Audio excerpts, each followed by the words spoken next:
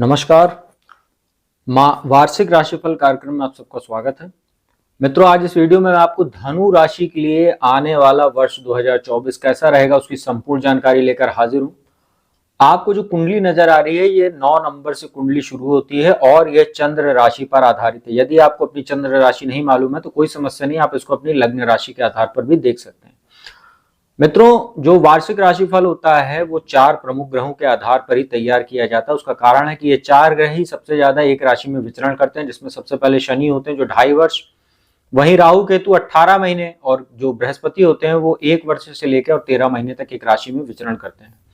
धनु राशि के लिए अगर शनि की स्थिति देखें तो शनि जो होते हैं वो आपके जहां 10 नंबर लिखा है वो धन भाव होता है दूसरा भाव, और 11 नंबर जहां लिखा हुआ है वो तीसरा भाव पराक्रम का घर होता है, और पूरे वर्ष वो यही तीसरे भाव में अपनी मूल त्रिकोण राशि कुंभ राशि में गोचर करेंगे।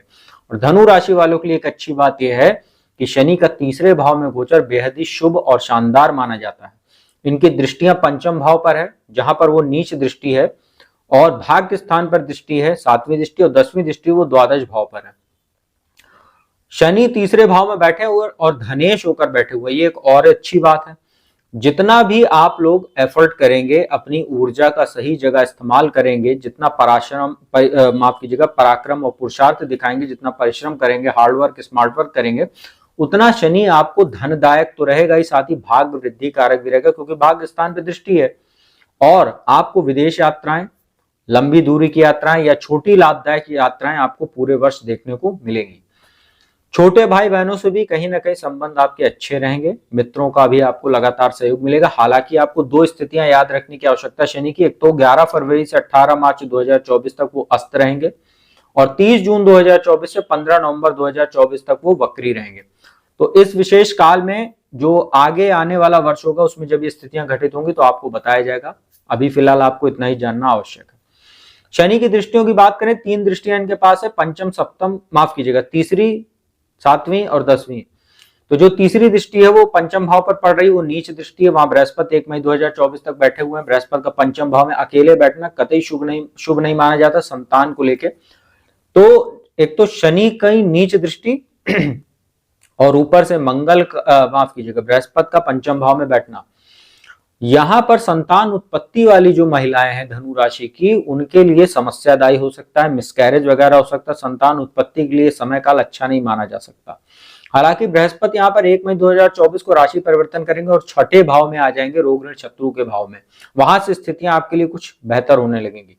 परंतु पंचम भाव में बृहस्पति बैठे हुए हैं, शिक्षा के लिए अच्छे हैं। जो लोग शिक्षा के क्षेत्र से जुड़े हुए हैं, टीचिंग जॉब वगैरह की तैयारी कर रहे हैं, आध्यात्म के क्षेत्र से जुड़े हुए हैं, लॉ की फील्ड से जुड़े हुए हैं, धर्म कर्म का काम करते हैं, उनके लिए बृहस्पति का ये पंचम भाव में बैठना बेहद शुभ है, क्योंकि भाग्य स्थान लाभ भाव और लग्न पर दृष्टि है। तो भाग्य वृद्धि कारक भी है, मान सम्मान में भी वृद्धि कराएंगे, दैनिक आमदनी में भी वृद्धि कराएंगे, मान सम्मान, विदेशों से शुभ समाचारों की प्राप्ति, और लग्न पे दृष्टि डाल के भी आपका स्वास्थ्य अच्छा रहेगा, और ये भी आपके विचारों में शुद्धता लाएंगे। इसके बाद जो शनि की भाग्य स्थान पर दृष्टि है वो पिता के साथ भी संबंधों को ठीक रखेगी, भाग्य में भी आपकी वृद्धि करेगी, और धर्म कर्म में भी आपकी रुचि बनेगी, क्योंकि 1 मई 2024 तक बृहस्पति की भी भाग्य स्थान पर दृष्टि है।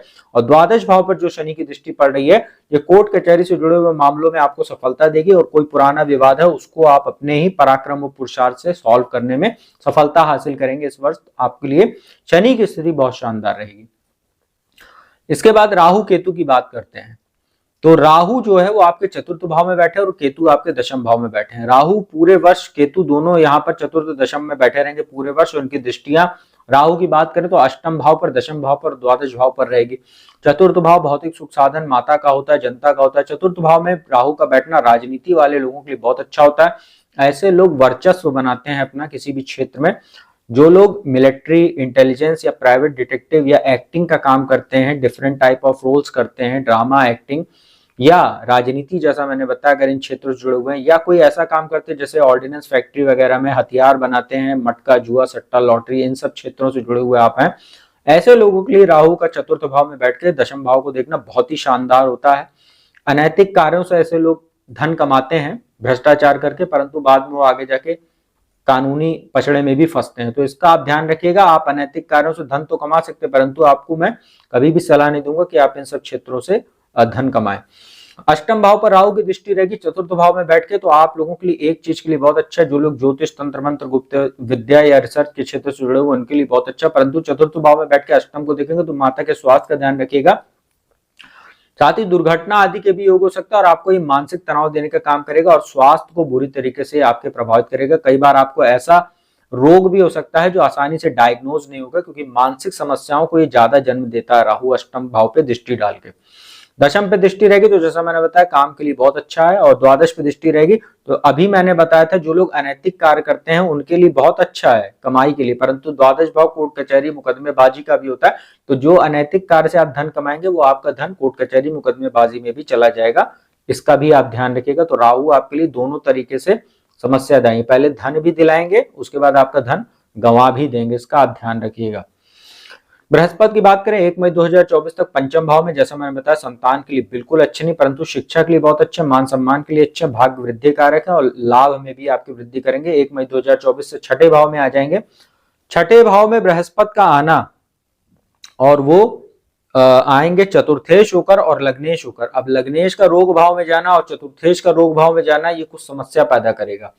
स्वास्थ्य आपका कहीं ना कहीं 1 मई 2024 के बाद से आपको देखेंगे उसमें कुछ समस्या आएगी, पाचन आपका प्रभावित होगा, लीवर किडनी जनित आपको कुछ समस्या हो सकती है।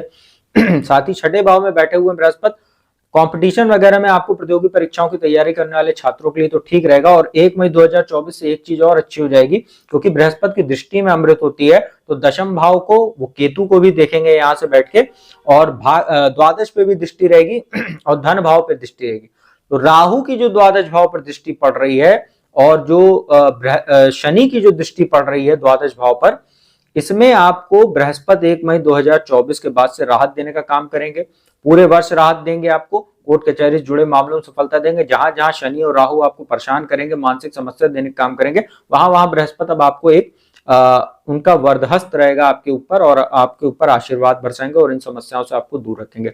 दशम भाव पर भी दृष्टि रहेगी तो कार्यस्थल पर भी आपके लिए अच्छे अवसर पैदा करेंगे, और धन भाव पर दृष्टि होगी तो आपका जो संचित धन है वो कहीं ना कहीं स्वास्थ्य संबंधी चीजों में खर्चा होगा, परिवार में किसी का स्वास्थ्य प्रभावित हो सकता है, साथ ही ससुराल पक्ष से भी कहीं ना कहीं आपके कुछ संबंध ये प्रभावित कराने वाला रहेगा बृहस्पति की दृष्टि दूसरे भाव पर।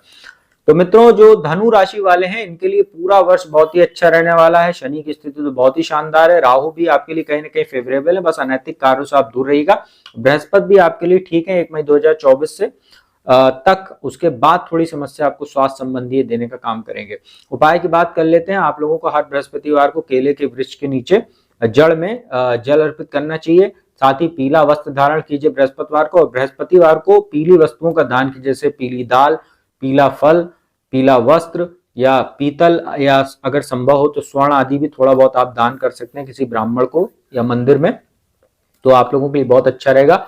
और जिन लोगों की कुंडली में आप बृहस्पति अगर शुभ स्थिति में है और अगर आपकी कुंडली इजाजत देती है पुखराज या उसका सब्स्टिट्यूट टोपास करने को, तो आप किसी भी ज्योतिषी से परामर्श लेकर और अपनी कुंडली का अच्छे से विश्लेषण करा के इस रत्न को भी धारण कर सकते हैं, तो अच्छा रहेगा आपके लिए। तो मित्रों ये था बृहस्पति, माफ कीजिएगा, ये था धनु राशि के लिए आने वाला वर्ष 2024 कैसा रहेगा उसकी संपूर्ण जानकारी मैंने दी, उपाय भी बताया। वीडियो अच्छी लगी हो तो कृपया लाइक शेयर और कमेंट कीजिएगा, और कुंडली विश्लेषण कराना तो मेरे नंबर डिस्क्रिप्शन स्क्रीन दोनों पर उपलब्ध है, उस पर संपर्क करके अपॉइंटमेंट ले सकते हो। मेरे द्वारा कुंडली विश्लेषण का लाभ देश दुनिया के किसी भी कोने से प्राप्त कर सकते हो। तो अब मैं अपने वाणी को यही विराम देता हूँ, अगली वीडियो में आपको मकर राशि के लिए आने वाला वर्ष कैसा रहेगा उसकी संपूर्ण जानकारी लेकर हाजिर हूंगा। तब तक के लिए ओम नमः शिवाय।